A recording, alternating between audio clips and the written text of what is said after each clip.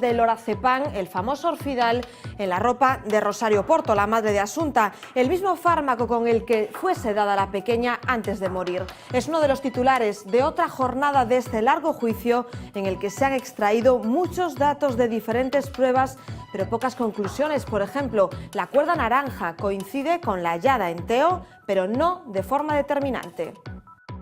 Coinciden en todas sus propiedades físicas y composición química con el rollo de cuerda y con un trozo de cuerda más de los que aparecen en la vivienda familiar de Teo. Científicamente pueden llegar a determinar que sean trozos cortados de ese rollo.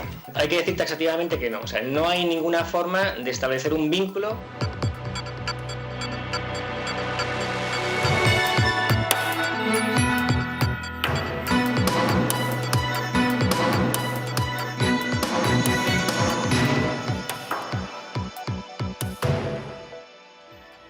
Esto es más que contar, es jueves 15 de octubre, una jornada en la que hemos conocido un caso de violencia de género escalofriante. Un hombre de 79 años ha intentado matar a su pareja, una mujer de 77 en Carballo. Lo hacía a machetazos. Fue el presunto autor quien se presentó poco después en dependencias de la Guardia Civil para confesar de forma muy fría, dicen, que la había agredido. En unos minutos vamos a analizar este caso y también las motivaciones y soluciones que puede haber en este caso para el maltratador. Las conductas violentas, dicen los expertos, se pueden detectar a tiempo. ¿Se corresponde el perfil del maltratador con una determinada edad? Hoy además tenemos que detenernos en una nueva muerte por picadura de avispa velutina. Ha ocurrido en el Ayuntamiento coruñés de Cariño. Lucía Vidal, buenas tardes. ¿Qué tal, Gladys? Muy buenas tardes. La víctima es un marinero jubilado de 67 años. Era alérgico. De hecho, había sido diagnosticado hace años cuando pasó por algo similar, aunque en aquella ocasión con una especie autóctona. Este martes, cuando estaba en una finca mirando cómo recogían manzanas, un ejemplar de esta avispa le picó. Acompañado por otro señor, consiguió llegar a duras penas hasta la carretera, donde ya no pudo continuar caminando.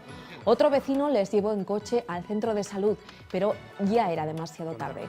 Un experto en picaduras de insectos, médico de Lula, nos explicará después hasta qué punto tenemos que temer a la avispa velutina y cómo debemos actuar. Yo aconsejaría a la población que cuando tras una picadura pues tiene de forma inmediata, la primera media hora, una erupción cutánea pruriginosa generalizada con dificultad respiratoria o no, aparte de procurar una atención médica inmediata, pues debería pedir una opinión, una consulta de alergia para ser estudiado. Sabíamos que no sería una declaración convencional, pero la llegada de Artur Mas al juzgado se ha convertido hoy en toda una exaltación del independentismo. El presidente en funciones está imputado por supuesta desobediencia, por haber convocado la consulta simbólica el pasado 9 de noviembre. Mas llegaba esta mañana arropado por 400 alcaldes catalanes, bastón en mano y unas 6.000 personas al grito de independencia. Dentro, ante el juez, ha asumido la responsabilidad política de esa consulta, pero ha insistido en que la ejecución quedó en manos de 40.000 voluntarios. La Fiscalía, que lo acusan de hasta 4 delitos, ha criticado duramente la puesta en escena que hemos visto y cree que este tipo de manifestaciones suponen un ataque a la independencia judicial. Besteiro recurrirá el auto de Pilar de Lara que pide ampliar la investigación sobre el caso de la Torre de Ogarañón, donde el secretario general de los socialistas gallegos tiene un piso comprado durante su etapa como concejal de urbanismo en el Ayuntamiento de Lugo. Ayer trascendía que la jueza ha solicitado más documentación sobre su patrimonio y sus cuentas bancarias. La investigación vincula la adquisición de esa vivienda con la licencia que después se concedería a esta urbanización, ahora mismo paralizada.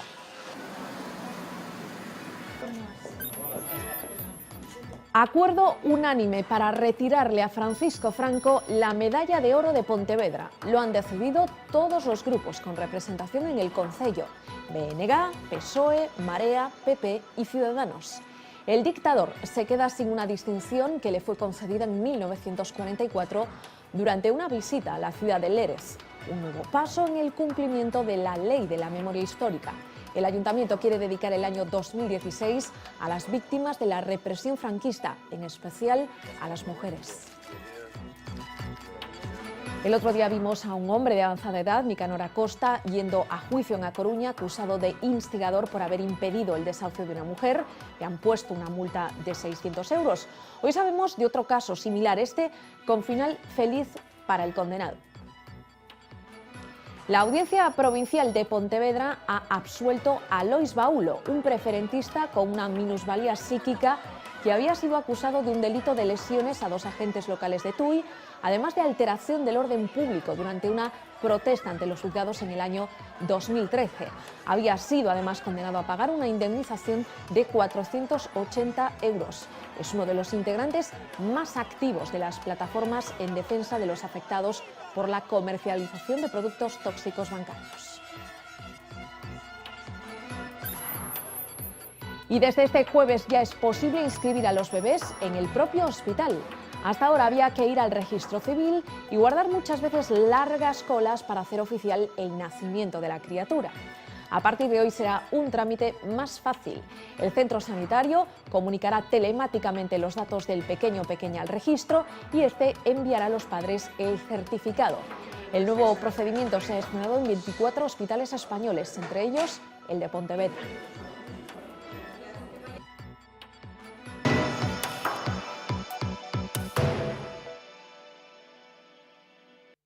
Avanza el juicio por la muerte de Asunta Basterra, pero lo hace con idas y venidas y con pruebas que no acaban de ser concluyentes. Estamos en un tramo de testimonios periciales tras la declaración de los peritos forenses y de toxicología ayer. Hoy ha sido el turno de la Guardia Civil. Sobre la mesa, incógnitas importantes. Los trozos de cuerda naranja que aparecieron junto al cadáver de Asunta, los restos de tierra que aparecieron en el coche de la madre de la niña, de Rosario Porto, o el contenido del ordenador del padre, de Alfonso Basterra. Bueno, la tierra no es la misma.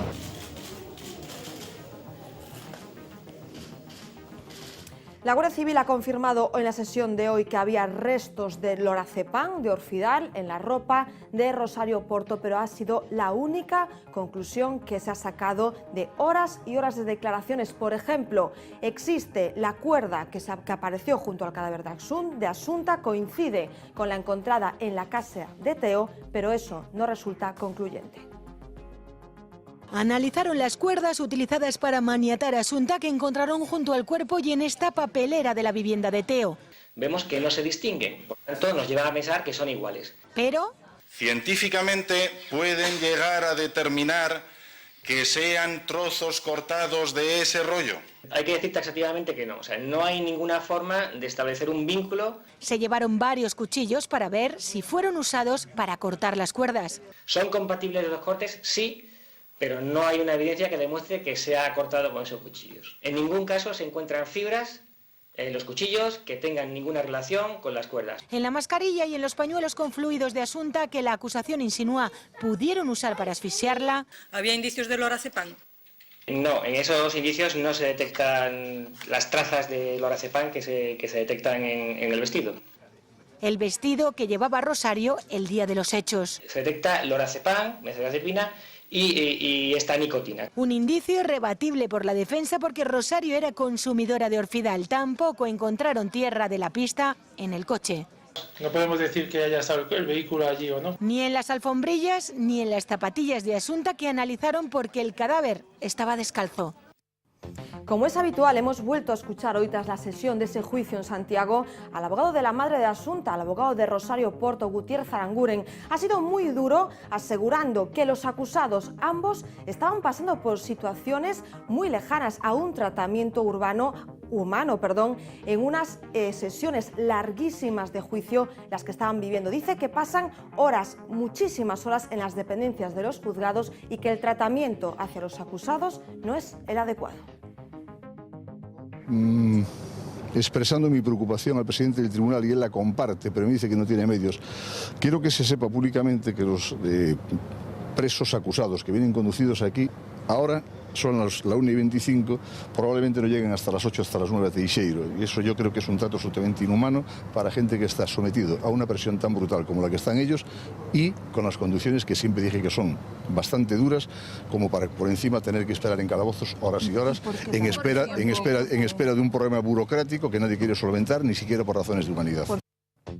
Cada nuevo caso que conocemos de violencia de género nos sigue estremeciendo, pero hay algunos que por sus detalles mucho más. En las últimas horas hemos conocido el caso de un hombre de 79 años que intentó matar a su pareja a machetazos. Sucedía en Carballo, donde la pareja compartía domicilio. Fue el supuesto agresor, José Herreros, el mismo que dio la alerta al presentarse pasadas las 4 de la madrugada de ayer en el cartel de la Guardia Civil con las manos ensangrentadas. Lo hizo con total tranquilidad. Cuando las fuerzas del orden se presentaron en el domicilio de la pareja, se encontraron con un escenario, dicen, dantesco. La mujer estaba inconsciente y tenía cortes profundos en la cara, la cabeza, y en ambas manos el agresor había empleado una macheta. Ayer se decretaba su ingreso en prisión en la cárcel de Teixeiro.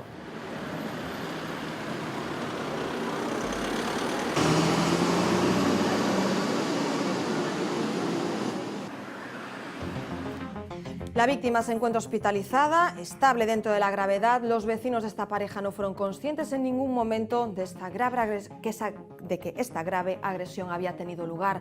Uno de los aspectos que más llaman la atención de este caso es la elevada edad de la pareja, los 77 años de ella, la víctima, los 79 de él, el supuesto agresor. Esta tarde nos acompaña en plató el coordinador del programa Abramos o Círculo, un programa de atención psicológica especializada y de apoyo a hombres con problemas de control de violencia en el ámbito familiar. Él es Rubén Villar. Rubén, ¿qué tal? Muy buenas tardes. Hola, ¿qué tal? Buenas tardes. Hablaremos de este programa que tenéis en marcha ya desde hace unos años, pero antes de nada, en esto de la violencia de género, de presuntos agresores, por vuestra experiencia, ¿podemos hablar de edades? Nos sorprende tanto esta edad, pero estos indicios de violencia, ¿tenéis un perfil? Desde la experiencia en el programa no podemos decir que la edad sea un factor determinante. Nosotros en el programa trabajamos con casos en los que hay gente muy joven, con 19, 20 años, y gente con otras edades de 68, 70 años. Por lo tanto, no podemos considerar la edad un factor determinante. Rubén, porque ¿qué es Abramos o Círculo? Abramos o Círculo es un programa de intervención psicológica dirigido a hombres con problemas de control en el ámbito familiar, en el ámbito doméstico. Es un programa que surge en el año 2001 a raíz de una resolución del Parlamento Europeo del año 97, donde se habla en esta resolución de tolerancia cero con respecto a la violencia.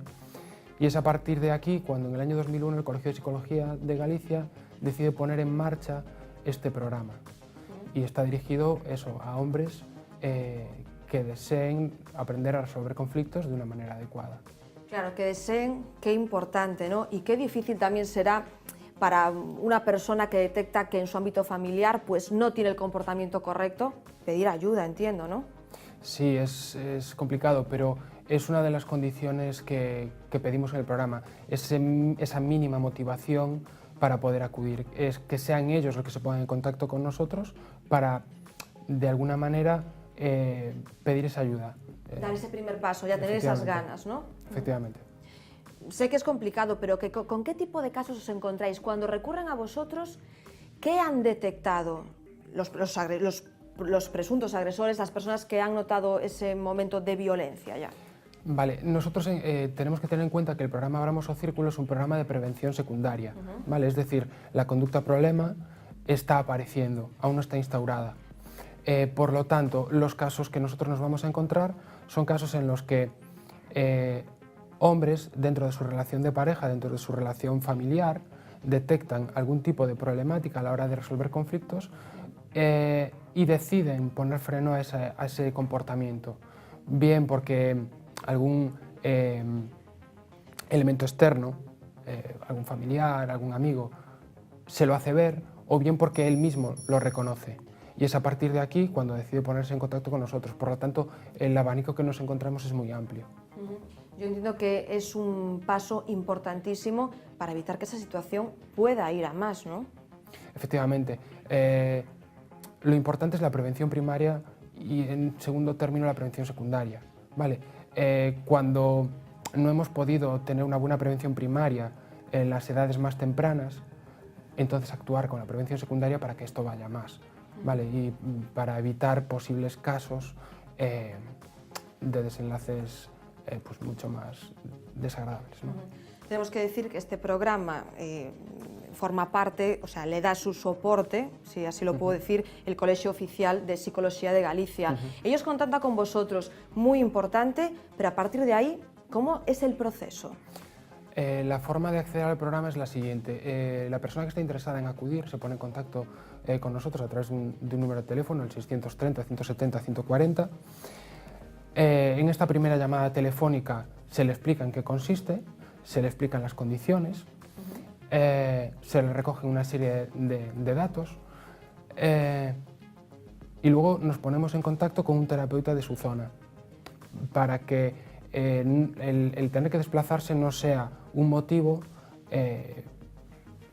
para rechazar la intervención. Claro. ¿Vale? Entonces nos ponemos en contacto con un terapeuta de su zona, le damos estos datos, el terapeuta en 24 o 48 horas le proporciona la primera cita y comienza la intervención. ¿Vale? ¿Hay muchas personas que se arrepienten o hay más éxito que, digamos, que casos que se quedan en un estado intermedio? Vale, en el año 2014, este año pasado, de cada 10 usuarios que iniciaban el programa, uno abandonaba, no terminaba la intervención. El resto sí llegó a terminar la intervención o está actualmente en proceso de intervención. Entonces podemos decir que estos son datos bastante relevantes, ¿no? Bastante Hablamos positivos. de 76 hombres en el año 2014 que habéis atendido, habéis ayudado, más de 600 desde 2001. ¿Es correcto esto? Más de 600 desde 2001. En el año 2014, si no me falla la memoria, fueron 93 casos atendidos. 57 fueron nuevas incorporaciones. Sí. Y a esas 57 nuevas incorporaciones le sumábamos casos que teníamos activos de años anteriores, llegando a 93 hombres atendidos en el año 2014. ¿Es mucho o poco, en tu opinión, Rubén, en tu experiencia? Lo que tú bien decías antes, que voluntariamente se pongan en contacto, que voluntariamente reconozcan que a la hora de relacionarme con mi familia y con mi pareja, pues quizás no lo estoy haciendo del todo correcto, entonces podemos decir que es un número importante. ¿Cuándo una persona, una familia debe encender el pilotillo y decir, tenemos un problema, aquí pasa algo? ¿Hay algunas actitudes que podamos ya identificar? Cuando empezamos a detectar situaciones de control, cuando empezamos a ver que una de las, dentro de la pareja, una de las partes intenta controlar, intenta dominar, ¿vale? Entonces es ahí cuando tenemos que tener especial atención, porque la violencia de género se da a través de ese poder y control sobre la mujer. Y cuando empezamos a ver conductas de control es cuando tenemos que empezar a encender la alarma. Es lo que tanto se ha alertado a los jóvenes en estos últimos tiempos de sí, sois jóvenes, pero hay actitudes que no se pueden permitir, ¿no? Sí, porque fundamentalmente en los jóvenes aparecieron nuevas aplicaciones y nuevas tecnologías que facilitan más ese control. A través del teléfono, a través de redes sociales, etcétera, etcétera, facilitan y propician más el control. Hasta ahora no existía eso, entonces esas conductas de control se hacían a través de otros mecanismos. En los jóvenes cada vez se están dando más a través de estas tecnologías. Rubén, no sé si es más complicado reconocer la situación para personas de mayor edad que de menor edad. Reconocerla es que la edad no influye, influyen otros factores. No es tanto cuestión de edad, sino es más cuestión de socialización, cómo han sido socializados y hasta qué punto tienen normalizadas ciertas conductas. Cuando yo normalizo una conducta, para mí no representa nada llamativo, porque la tengo totalmente normalizada. En el momento que algo que yo no tengo normalizado surge, es cuando me salta la alarma, ¿vale? Y ahí no es cuestión de edades, es cuestión de socialización, de cómo han sido socializados para normalizar unas conductas u otras. ¿Cuántas veces habrás escuchado, Rubén, desde tu trabajo como coordinador de este programa, eso de que el perfil del maltratador o personas que ya han avanzado en ese camino no tienen vuelta atrás? Sí, aparece muchas veces y lo cierto que todo tiene vuelta atrás y todo va a depender de la voluntad de cada uno, de las ganas que tenga uno de cambiar una conducta. Las conductas se pueden modificar, se pueden cambiar, todo depende de las ganas que yo tenga de cambiarlas y ponerme en manos de alguien que me pueda ayudar. También hacéis formación para personas que trabajan en el ámbito de los malos tratos, o habéis dado en algún momento, ¿no? Sí, como te decía antes, la forma de acceder al programa, un usuario, es a través del teléfono de la coordinación, se recoge esos datos y se deriva a un terapeuta que forma parte del programa. Actualmente en el programa Abramos Círculo son 76 terapeutas que están acreditados y son terapeutas que tienen formación y experiencia en psicoterapia, en violencia y género. Y al formar parte del programa existe una formación obligatoria anual. Hay un programa formativo anual que consta de 3-4 formaciones al año y es obligatoria para los terapeutas. Los terapeutas tienen que estar reciclados, formados todos los años. ¿A ti te sorprenden los casos que hemos conocido en los últimos tiempos, que por desgracia no dejamos de conocer casos en nuestro entorno, en Galicia ya me refiero, pues muchos desgraciados de violencia de género? Evidentemente siempre sorprende y siempre llama la atención y siempre que ves alguna noticia en la prensa te impacta, es evidente. ¿Qué es para ti, si se puede elegir una clave o lo más importante del tratamiento que hacéis con ello, del apoyo que les prestáis? Tenemos que tener en cuenta que cada caso es diferente, entonces a la hora de intervenir, la intervención ha de ser individualizada. Sí es cierto que hay raíces comunes, pero hay disparadores propios de cada uno de ellos y debemos de trabajar cada uno de esos disparadores. En uno a lo mejor son los celos, entonces debemos de trabajar eso. En otro es otra cosa, entonces tenemos que individualizar esa intervención a cada caso. Entiendo que como formadores que sois, como apoyo que dais, también haréis la reflexión de qué importante es transmitirle estos valores a nuestros pequeños ya. Efectivamente, es lo que antes te comentaba, la importancia de la prevención primaria, la normalización de ciertas conductas. Que crezcan con eso. Claro, si nosotros normalizamos ciertas conductas, lo que te decía antes, no es cuestión de edad, es cuestión de si normalizamos esas conductas, luego pues claro, entonces hay que prevenir ya desde la infancia. La importancia de la educación en igualdad, de la educación en valores, de la socialización, de esa socialización diferencial que desaparezca, ¿no? Entonces, la importancia está ahí, la importancia de la prevención. Rubén Villar, muchísimas gracias por acompañarnos, que sean éxitos porque los necesitamos en esta sociedad, lo que hacéis, coordinador de ese programa importantísimo Abramos Círculo. Buenas noches. Muchísimas gracias a vosotros, buenas noches. Nos seguimos, hablamos ahora de un nuevo episodio relacionado con la avispa asiática. Un episodio mortal que nos lleva hasta Cariño. Un vecino ha fallecido tras recibir una picadura de la especie velutina. El hombre, marinero jubilado de 67 años, era alérgico, había sido diagnosticado hace años cuando pasó por algo similar, aunque en aquel caso con una especie autóctona. Todo ocurrió la tarde del martes, cuando salió de casa para ir a una finca. Alrededor de las 5:30, cuando estaba mirando cómo recogían las manzanas, una avispa le picó.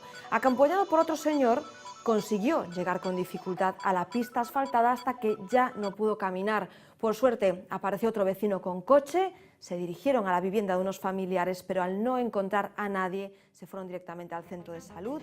El médico, por desgracia, ya no pudo hacer nada por él. Los nidos de avispa asiática se encuentran por cientos. Concellos y apicultores piden medidas urgentes a la Xunta para combatir esta plaga. El de Cariño es el último episodio de una larga lista de incidencias de mayor o de menor gravedad. Lucía. Los vecinos dicen que hay tantas avispas asiáticas que es imposible atacarlas, cantidad que influye en la mayor probabilidad de picaduras. En el caso de Cariño, del que acabamos de hablar, el concello asegura que estos días han recibido aviso de la presencia de unos 30 nidos, y eso al margen de los que se notifican directamente al 012 o al 112. Expansión que parece imparable. Unos 40 ayuntamientos de la costa de Lugo y A Coruña, desde Ribadeo a Muros, han firmado un documento en el que instan a la Consellería de Medio Rural a poner en marcha un plan coordinado de lucha contra este insecto. A Mariña y Valmiñor son ahora mismo los dos asentamientos estables de avispa velutina en Galicia, aunque hay más desperdigados. Su proliferación no solo afecta a la salud de las personas, también a la propia apicultura, a la fruticultura y a los trabajos forestales, además de suponer un gravísimo problema medioambiental porque devoran a las abejas, que son clave para la polinización. Medidas que solicitan que los nidos se retiren al amanecer o al anochecer, menos burocracia para cortar plazos, más ayudas para paliar los daños causados, nuevas fuentes de financiación, campañas divulgativas y más prevención y formación. Piden que se repartan de cara a la próxima primavera 4.000 trampas y 64.000 dosis de atrayentes. En agosto de 2014, cuando no se hablaba tanto como ahora de esta especie invasora, ya se dieron casos de ataques. En Cuntis, Pontevedra, una mujer octogenaria moría tras recibir más de 30 picaduras en cara y brazos. Padecía problemas de corazón, así que se cree que le pudo dar un infarto. Un voluntario de Protección Civil que la socorrió también fue picado en la cabeza. Sufriendo una reacción inmediata, fue atendido allí mismo por los médicos. Un brigadista de la Mancomunidad de este mismo concello fue picado por avispas cuando participaba en tareas de limpieza. Tuvo que ser ingresado pese a no ser alérgico. Pasó la noche en el hospital debido a la magnitud de la reacción. Y hace tan solo unos días, un operario de 53 años que estaba trabajando en una zona forestal en el concello de A Ponte Nova fue trasladado de urgencia a un centro hospitalario. 2 picaduras en una mano, hechas a través del guante, que lo pusieron al borde de la muerte. De hecho, cuando sus compañeros lo metieron en el coche, estaba ya semiconsciente. Había sufrido un shock anafiláctico. En el hospital se presentó con un cuadro de temblores y mucho dolor.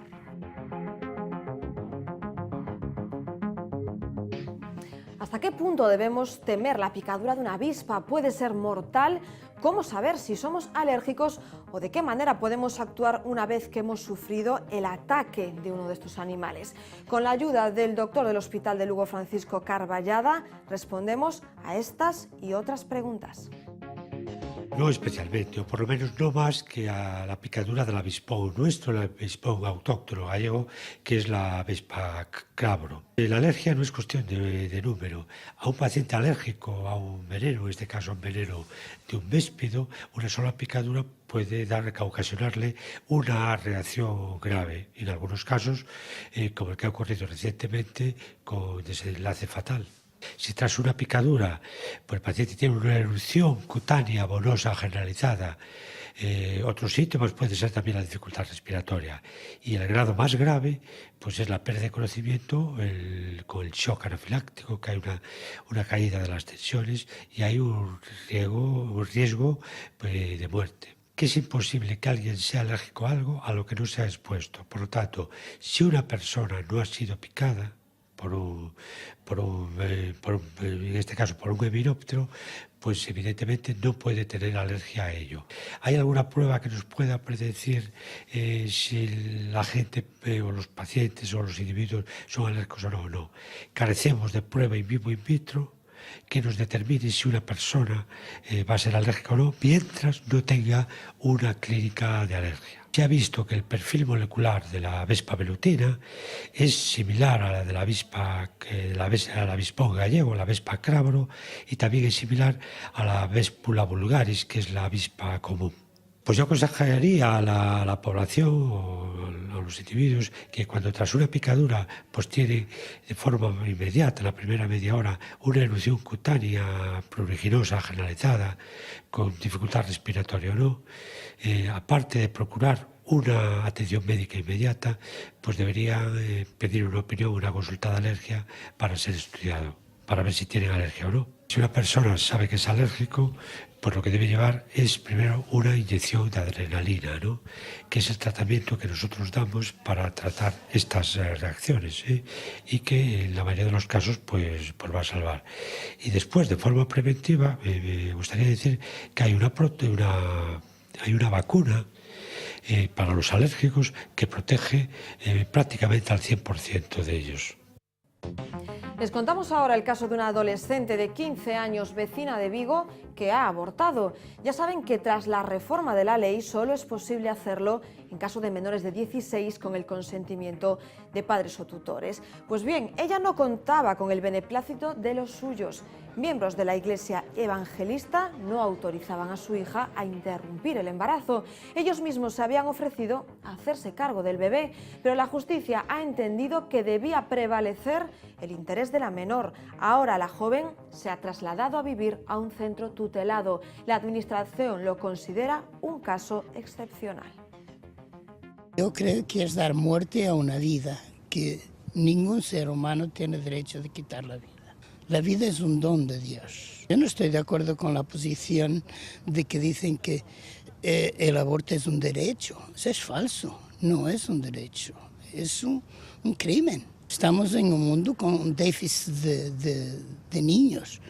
El padre puede ayudar a esa menor a llevar el embarazo adelante con mucho cariño y donar a ese hijo a una pareja que tenga gran necesidad, y eso además hace un favor a la humanidad.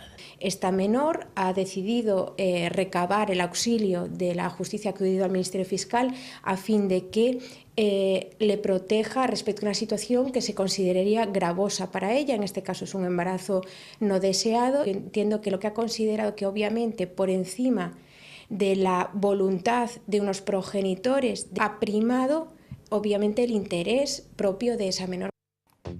Volvemos en solo unos minutos porque en este 15 de octubre hay más que contar.